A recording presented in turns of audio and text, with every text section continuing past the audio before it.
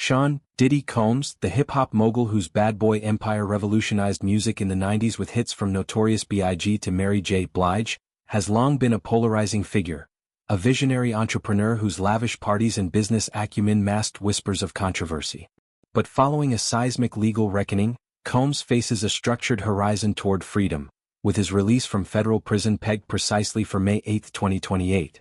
This date, etched into court records after his October 3 sentencing to a 50-month term, roughly 4 years and 2 months, for 2 counts of transportation to engage in prostitution, marks not just an endpoint but a chapter in a narrative of accountability and potential reinvention.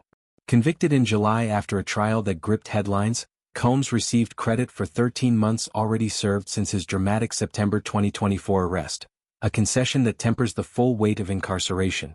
Currently housed at Brooklyn's Metropolitan Detention Center, a facility notorious for its stark conditions and high-profile inmates, he may soon transfer to a lower-security site, allowing glimpses of normalcy amid reflection. Accompanying the sentence are 5 years of supervised release, a $500,000 fine, and the imperative to rebuild a legacy shadowed by allegations that once defined an era. The road to this sentencing was labyrinthine, a culmination of federal probes that peeled back layers of Combs' empire. Arrested in a blaze of flashbulbs outside a Manhattan hotel, the charges, rooted in interstate transport for illicit activities, stemmed from patterns alleged in civil suits and witness testimonies spanning decades. Prosecutors painted a portrait of exploitation, leveraging Combs' influence to coerce participation in events dubbed freak-offs, marathon gatherings blending excess with coercion.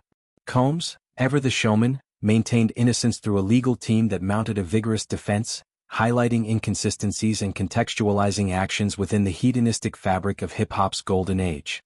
The July verdict, delivered after weeks of testimony from former associates, employees, and alleged victims, wasn't the sweeping indictment some anticipated but a targeted conviction that spared him sex trafficking counts while underscoring systemic abuses of power.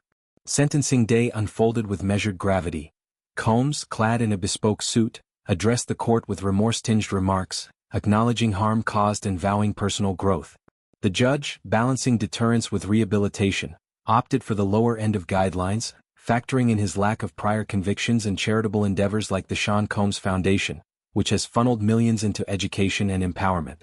As Combs settles into prison life, rumored routines of reading, exercise, and perhaps music production via smuggled notebooks, the May 2028 release looms as a beacon. With time served, he'll exit after approximately 37 months behind bars, emerging at 58 into a landscape transformed by streaming, TikTok virality, and #MeToo reckonings. Supervised release will impose stipulations, regular check-ins, travel restrictions, and therapy mandates, all designed to foster accountability. The $500,000 fine, while a drop against his billion-dollar net worth from Sean John fashion, Ciroc vodka deals, and media ventures, signals financial scrutiny ahead, with asset freezes potentially complicating liquidity. Whispers of a presidential pardon, fueled by Combs' ties to Donald Trump, including past White House visits, were quashed by White House denials, affirming judicial finality. For Combs, this period isn't idleness.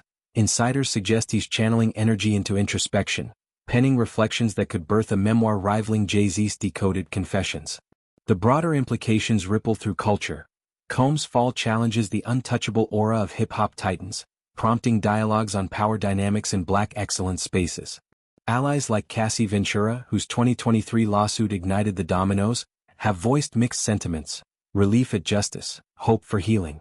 Critics argue the sentence leniency reflects systemic biases, while supporters hail it as proportionate mercy. As 2028 approaches, Combs' post-release blueprint might pivot to philanthropy amplification, expanding Daddy's House social programs for at-risk youth, or low-key creative returns, perhaps mentoring emerging artists sans the spotlight.